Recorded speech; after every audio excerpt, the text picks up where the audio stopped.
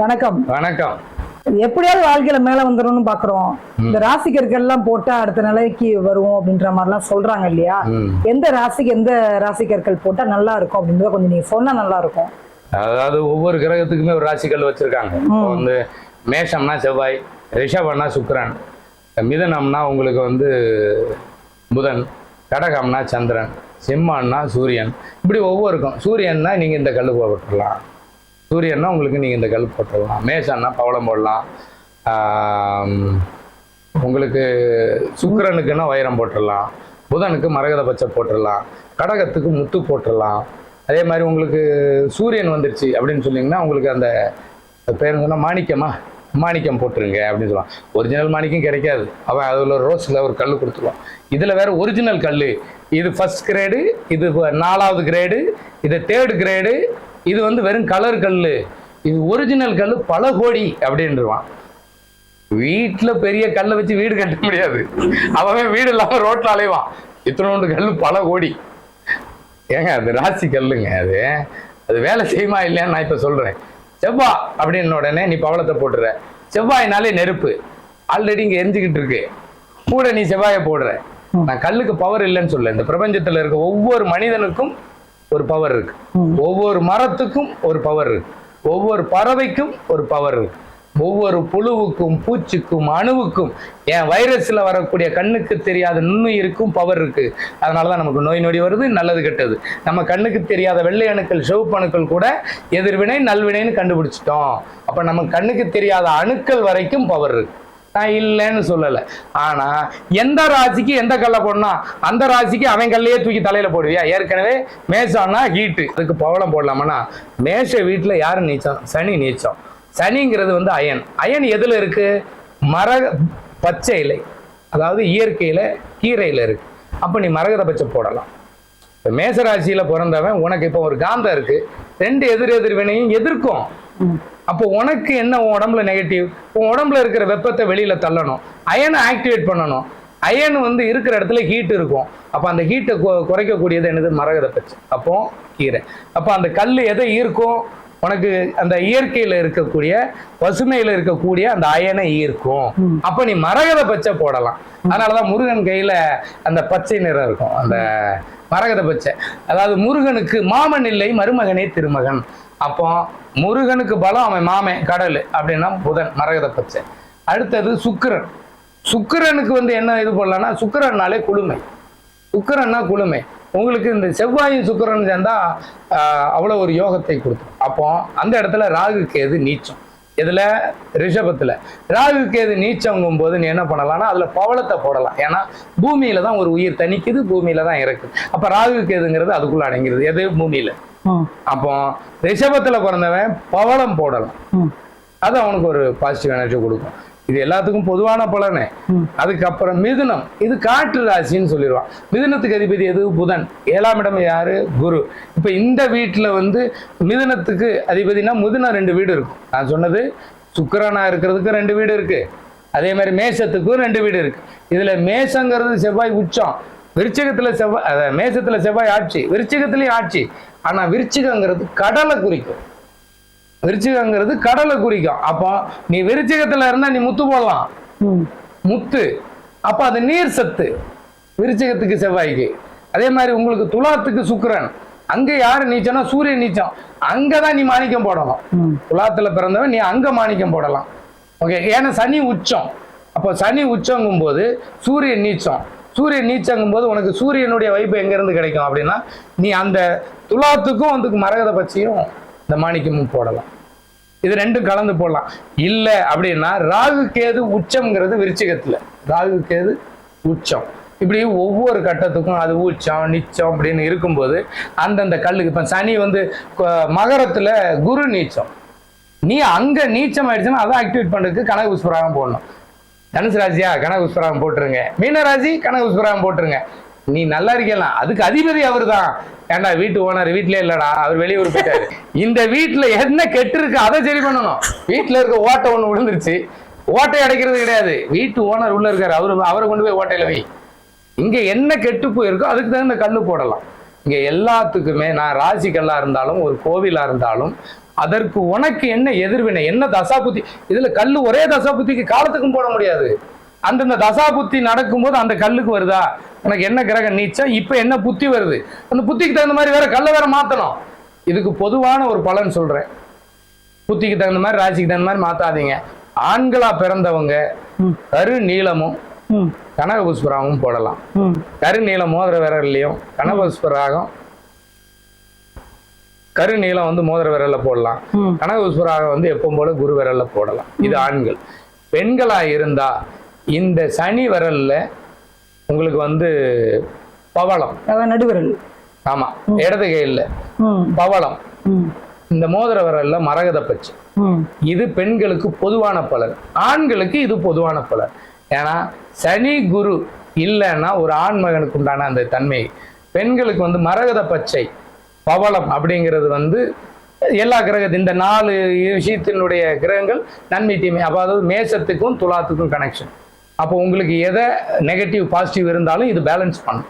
ஏன்னா கருநீளத்துக்கும் அவ்வளோ பேலன்ஸ் உண்டு. குரு சனி அப்படிங்கிறது பெரிய கிரகத்தினுடைய இன்னைக்கு கிரக பயிற்சியாக பார்ப்போம்.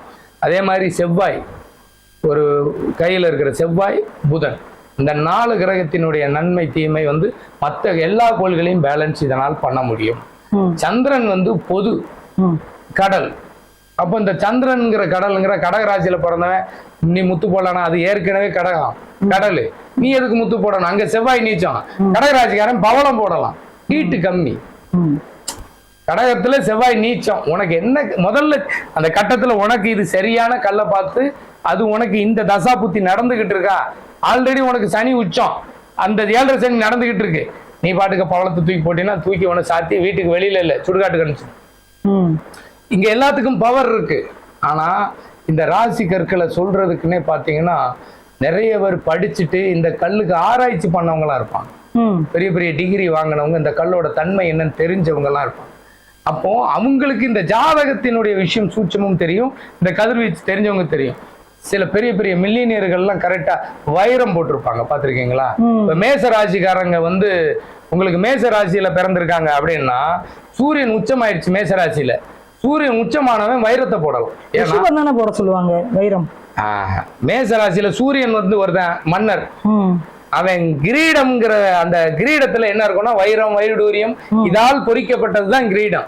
அப்போ ஒருத்தன் வந்து நீ எதை ரொம்ப உயரத்துக்கு கொண்டுட்டு போகணும் அப்படின்னு நினைச்சீங்கன்னா மேச ராசியில உனக்கு சூரியன் ஆக்டிவேட் பண்ணணும்னா, உனக்கு சூரியன் வந்து கெட்டு போயிடுச்சு, உனக்கு சூரியன் ஆக்டிவேட் பண்ணணும் அப்படின்னா நீ வைரம் போட்டீங்கன்னா உனக்கு மிகப்பெரிய அந்த ராஜயோகத்துக்கு.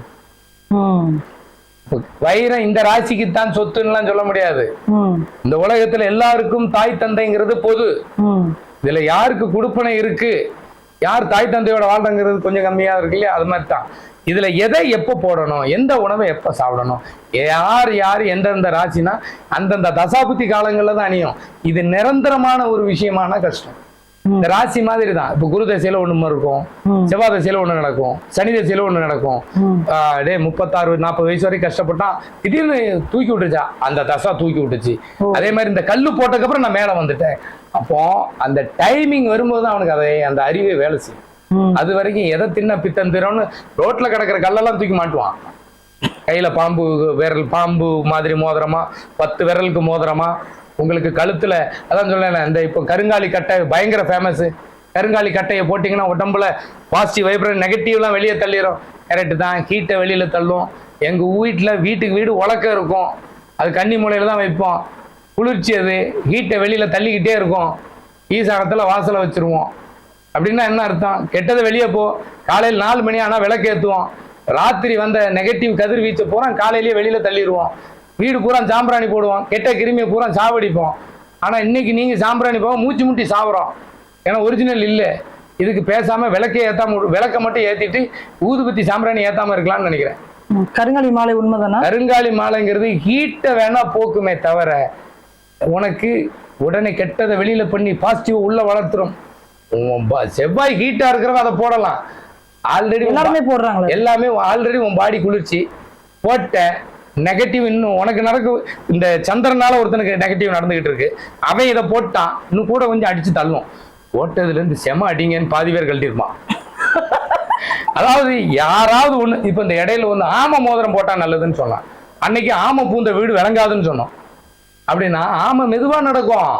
டேய் ரொம்ப சோம்பேறியா இருந்தா வீடு விளங்காதுன்னு அர்த்தம். இவனுக்கு அதெல்லாம் தெரியாது. ஆமையை போட்டா நான் நல்லா இருப்பேன், ஆந்தை பார்த்தா நல்லது. நான் நைட் எல்லாம் முழிச்சிருந்த ஆந்தையை பார்ப்பேன். அந்த மாதிரி ராத்திரி நேரம் கொட்டை கொட்டை முழிக்காதரா, உடம்புக்கு கேடுன்னு அர்த்தம். எப்படி ராத்திரி நேரம் முழிச்சிருந்தா உடம்புக்கு கேடு. அதனாலதான் ஆந்தையை பார்த்தா கெட்டது. ஏன்னா நீ ராத்திரி முழிச்சிருக்கேன்னு அர்த்தம். ஏன்டா ஒவ்வொன்றுக்கும் அர்த்தம் இருக்கு. அர்த்தம் புரியாம வாழ வேண்டியது. நாங்க இப்படி தாங்க. நாங்க யார் என்ன சொன்னாலும் இதை சாப்பிட்டா நல்லது, தேன் இனிக்கும் தான், அதுக்காக தேன் கூட்டில் போய் கை வச்சிருவியா, கொன்றும் உன்னை. ஏன்னு கையில எடுத்து கொடுத்தா நான் கீழ்த்திரிவேன். பார்த்து, அதாவது தேனிலையும் ஆபத்து இருக்கு, விஷமும் மருந்தா மாறும். அந்த விஷத்தை மருந்தாக்குனது தான் பழனி. இந்த மாதிரி அந்த பழனிக்கு வேலை திருச்செந்தூர்ல வச்சா அது விஷம் தான். செவ்வாயினுடைய தன்மை இருக்கிறதுனாலதான் அது கெடாம இருக்கு. இப்படி ஒவ்வொரு தன்மை இருக்கு. எல்லாரும் எல்லா ராசிகளையும் போடுறதுக்கு மேல விவேக் காமெடி மாதிரி தான். அப்படி ஒரு ஓரமா உட்காரு, பெரிய கல்லா தூக்கி மேல போடு, உனக்கு ஒரே கல்லு மொத்த பிரச்சனையும் தீர்ற மாதிரி போட்டுருவான். இந்த கல்லை நம்பி தெருவுக்கு வந்தவங்க நிறைய பேர் இருக்கு. அதனால வாழ்க்கைக்கு கல்லு முக்கியங்கிறத விட உன்னுடைய எப்படி சொல்லலாம்னா, இதுக்கு தென்னங்கல்ல பணங்கள்ல குடிச்சிருந்தாலும் அது வாழ்ந்திருப்பான், அதை விடுங்க. வாழ்க்கைக்கு முக்கியம் நம்மளுடைய உழைப்பு. உழைப்பே உயர்வை தரும். உடல் உழைப்பு அதீத வேர்வையை வெளியில தரும். இந்த வேர்வை வெளியில போனா நோய் நொடி இருக்காது. நீ கல்ல போட்டாலும் நோய் நொடி வரும். ராசிக்கு எந்த கோயில போய் பரிகாரம் பண்ணாலும் நோய் நொடி வரும். முதல்ல உடல் உழைப்பை போடுங்க. மன வலிமையும் உடல் வலிமையும் திடமா இருந்ததுன்னா வாழ்க்கை, அதாவது கல்லு மாதிரி உடம்ப திடமா வைங்க. ராசியில கல்ல தேடாதீங்க. உடம்ப கல்லு மாதிரி திடமா உழைச்சு கொண்டுட்டு வாங்க. ஒர்க் அவுட் பண்ணவும் பூரா பாதி பேர் ஹார்ட் அட்டாக் வந்து செத்துக்கிட்டு இருக்கான். ஏன்னா இன்னைக்கு இருக்கிற உணவு. உழைச்சு வரணும். 6 பேக்கு ஒர்க் அவுட் பண்ணி வரக்கூடாது. அப்புறம் அதை மெயின்டைன் பண்றது கஷ்டம். ஆனா உழைச்சு வர 6 பேக்கு போகாது. இது போயிடும். நீ வேணா 6 மாசம் விட்டு பாரு, காத்துல தொப்பை வரைஞ்சி காத்துல கரைஞ்சிரும். என்னைக்குமே இயற்கை இயற்கை தான், செயற்கை செயற்கை தான். அதாவது இயற்கைங்கிறதுனால சொல்றேன், இயற்கையில வந்து வரக்கூடிய எந்த ஒரு விஷயமும் நமக்கு வந்து சேட்டலைட்ல இதுல இருந்து வர்றது எல்லாமே செயற்கை. இந்த கடிகாரம் இருக்குல்ல, கடிகாரத்துல நிழல் கடிகாரம்னு தினமும் வைப்பாங்க. தினமும் அந்த நிழல் கடிகாரத்தை நம்பி ஜாதகம் பார்த்தது பொய்யே ஆகல. இன்னைக்கு என் டைம் ஒண்ணு, உங்க டைம் ஒண்ணு, டாக்டர் குறிக்கிற டைம் ஒண்ணு, கம்ப்யூட்டர் ஒரு டைம், கம்ப்யூட்டர் போட்டிருக்கா இல்லையான்னு உனக்கு தெரியாது. ஜாதகத்தாமே ராசி நட்சத்திரம் போனா பக்கத்து வீட்டுக்காரன் சொல்லுவான் இந்த ராசி கிடையாதுங்க, இது வேற. அந்த ராசி நட்சத்திரம் சரியான்னு பாக்குறதுக்கு உனக்கு நேரம் இல்லை. ஏன்னா இங்க நேரம் சரியில்லை. இதுவே உனக்கு நேரம் சரியில்லைன்னு தான் அர்த்தம். அப்ப நீ என்ன பண்ணணும்னா, நிழல் கடிகாரங்கிற சூரியனுடைய நிழல் நிஜ கடிகாரத்தை நம்பு. நிழலை நம்புனா வாழ்க்கை, நிஜத்தை கடைசி வரைக்கும் பார்க்க முடியாது. அது எங்க இருக்கு? சோழர்கள் காலத்துல வந்து கல்லுல வச்சு சூரியன் உதிச்சு வர்ற நிழலை வச்சு கடிகாரம் போடுறாங்க. அது நிறைய நம்ம முன்னோர்கள் இடத்துல அது எப்படின்னா கண்காட்சி பொருளா இருக்கு. அதெல்லாம் கண்காட்சி பொருள். ஏன்னா ஒரிஜினல் பூரா கண்காட்சி பொருள். தேவையில்லாத பொருள்லாம் நமக்கு கண்காட்சி பொருள் கிடையாது, காட்சி பொருள். அப்போ இவன் கடைசி வரைக்கும் நிழலை நம்பி நிஜத்தை மறக்காம முடிஞ்ச வரைக்கும் மாறுங்க. இல்லைன்னா ஏமாந்துட்டு தான் இருப்பீங்க. நிழல் பல வகையில் ஏமாற்றும்.